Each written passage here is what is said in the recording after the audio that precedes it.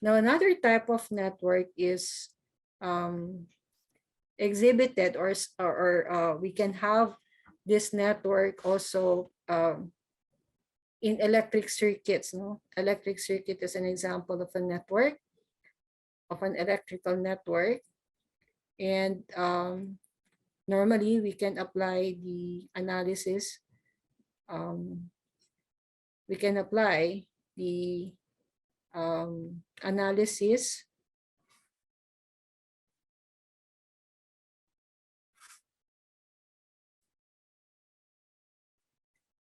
So another type of network would that be of an electrical network. An electrical network is a type of network where analysis is commonly applied. An analysis of such a system uses two properties of electrical networks known as Kirchhoffs law. So according to Kirchhoff, all the current flowing into a junction must flow out of it, and that the sum of the products, that is I times R, where I is current and R is the resistance, around a closed path is equal to the total voltage in the path. So in an electrical network, current is measured in amperes, or okay, we can write that one as A. Resistance is measured in ohms, okay, given in the symbol omega. And the product of current and resistance is measured in volts, which is denoted by capital V. Okay, we have here this symbol which represents a battery. The larger vertical bar here denotes where the current flows out of the terminal. The symbol, okay, we have here a zigzag, denotes resistance, and an arrow in the branch shows the direction of the current. Say, for example, we will have this electrical circuit.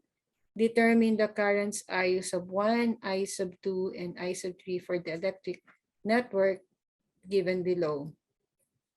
So the first thing that we need to do is to come up with the conservation of the current. Okay, according to rule number 1, all the current that is flowing into a junction must flow out of it. So if we're going to take a look at this figure, we will have, say, junction 1. We can see that I1 and I2 enters junction 1 and leaves as, I1 and I3 enters junction 1 and leaves as I sub 2. So that we will have I1 plus I3 to be equivalent to I2.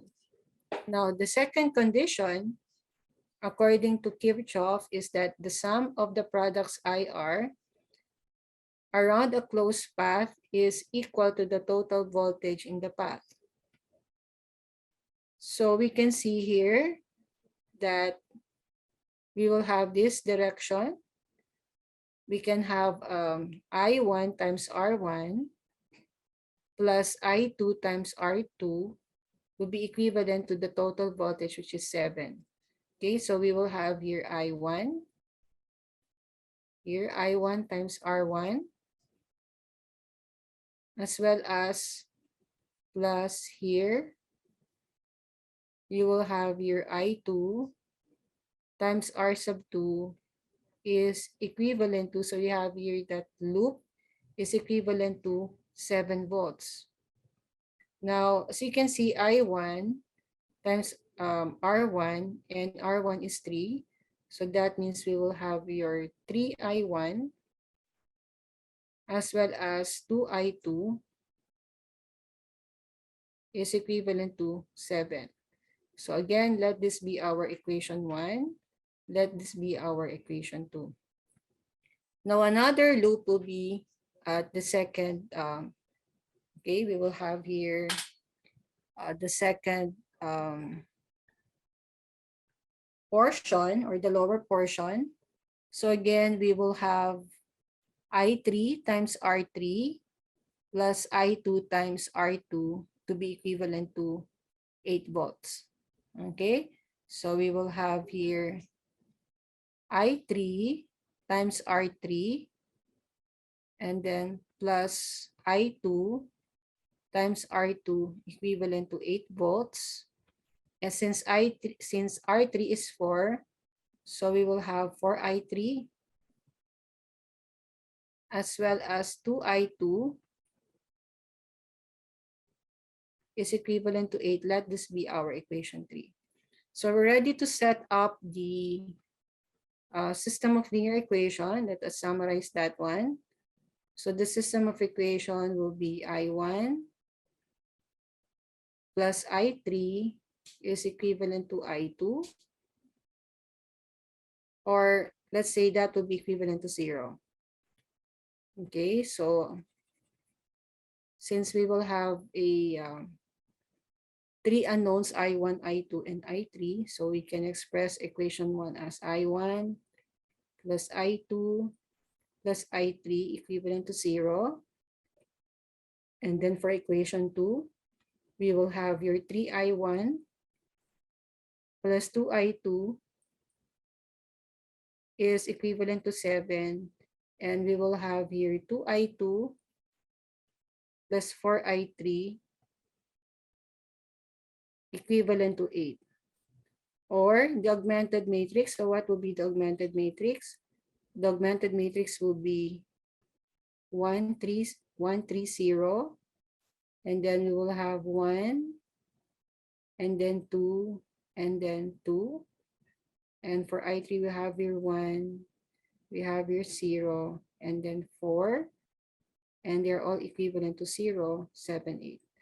Now, since we already have the augmented form of the matrix, we can simply apply our Gaussian elimination with back substitution or proceed with the backward phase so that we will have the reduced row echelon form of the matrix via the Gauss-Jordan elimination method. So let's check our answer.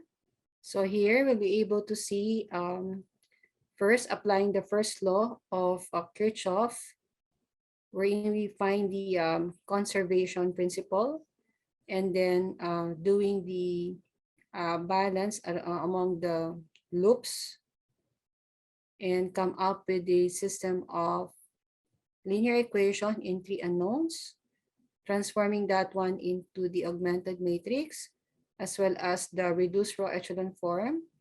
Obviously, this tells us that we will have a unique solution. That is I sub 3 is equivalent to 1, I sub 2 equivalent to 2, and I sub 1 equivalent to 1. So the system is consistent, independent. Okay? So we see how we can model real-life problems, which are actually systems of linear equation, and such as in polynomial curve fitting, and then network analysis. With all these problems, we already at least know that we can solve them using the principles of linear algebra.